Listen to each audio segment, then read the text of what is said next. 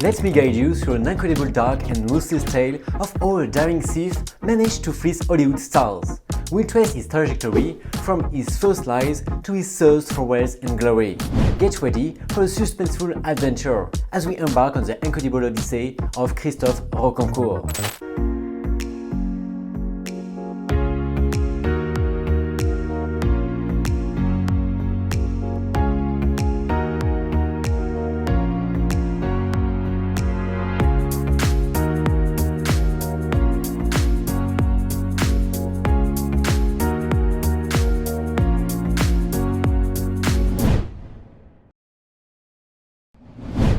This young man was born into poverty in Honfleur, in France, in 1967.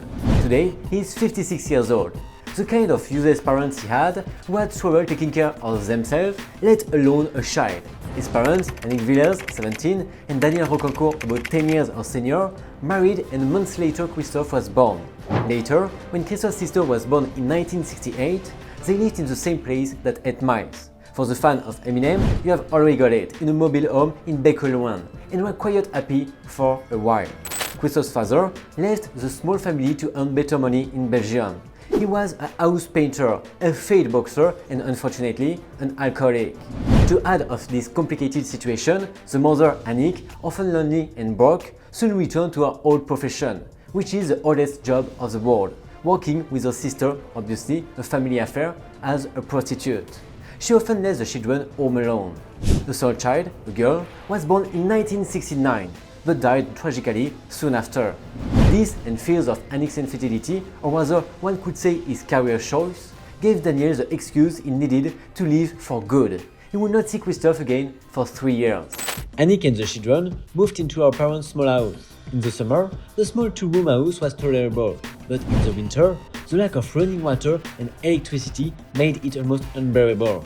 She left the children temporarily with their grandparents, but never returned. Christophe was 5 years old when his father re-entered his life.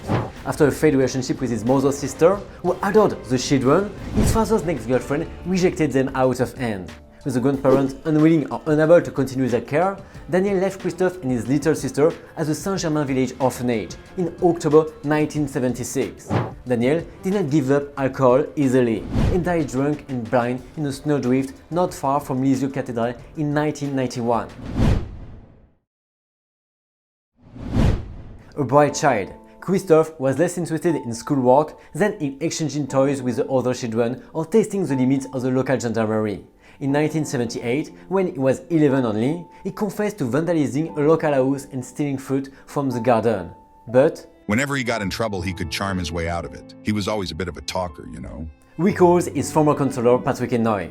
A report filed at the orphanage in 1979 recounts how the neglected Christophe talked endlessly about being reunited with his father. What happened next might have been Christophe's creation, had the authorities not made such a terrible mistake.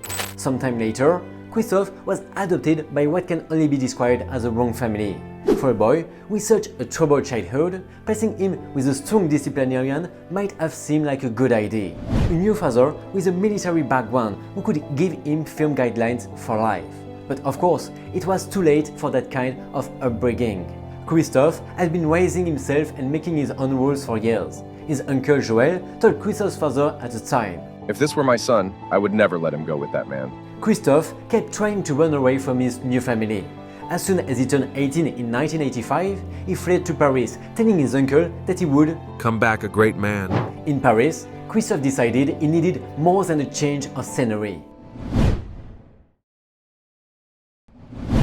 His first camps took place under the pseudonym of Prince de Galitzin, a wealthy Russian nobleman who Rocancourt invented in his mind to serve as someone who would be involved in some sort of big money exchange that he planned to cash in on.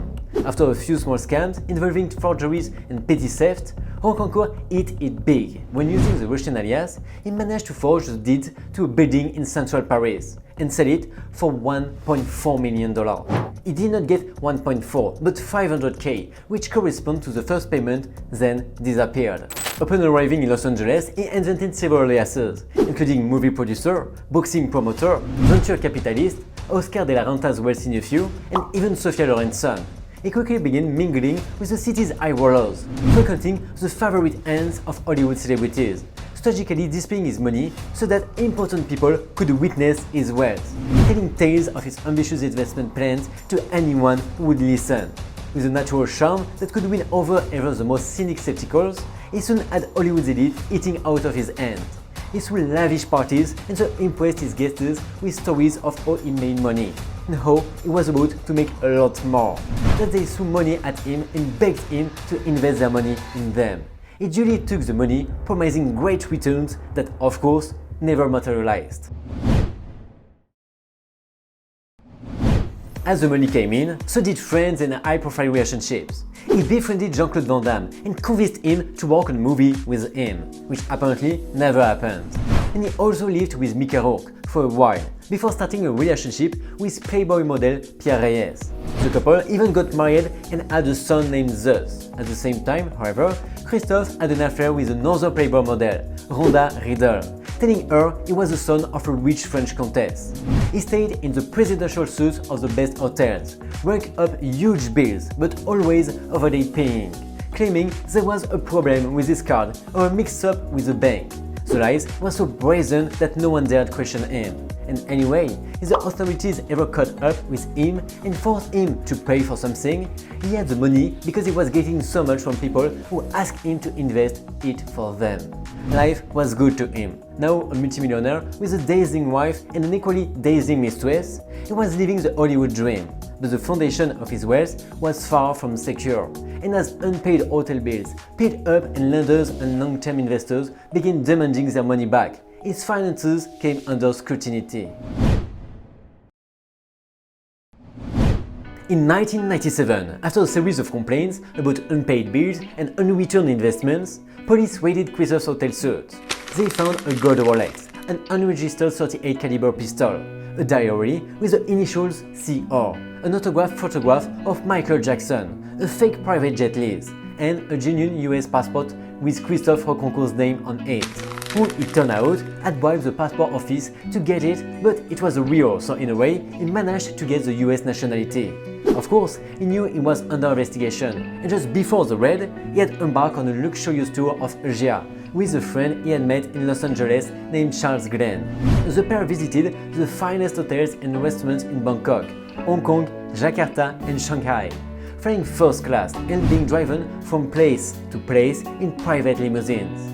With millions in earnings still to come, Christophe could have easily lived out the rest of his life in comfort and luxury in the Far East. But a confident man is not satisfied with a comfortable life.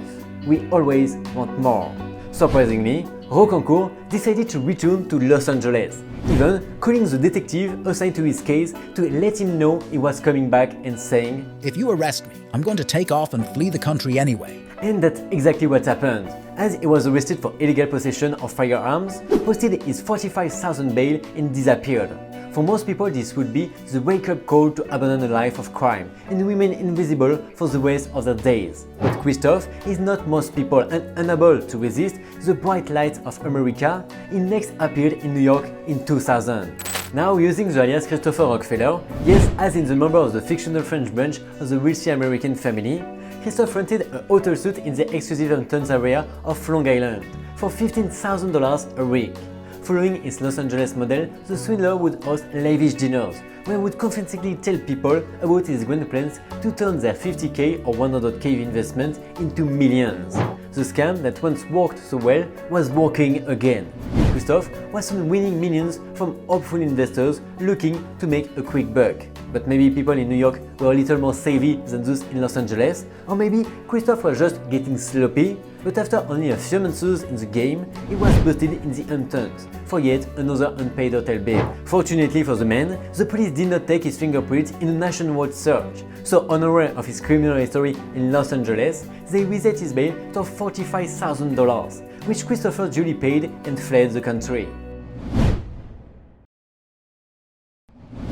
After numerous run-ins with the law, Christophe should have quit while he was ahead, but his insatiable appetite for fraud eventually, or mainly adrenaline and money, led to his undoing, as in 2001, he and his wife, Reyes, were arrested in Victoria, Canada, after being charged with defrauding an elderly couple out of $100k in a property scam.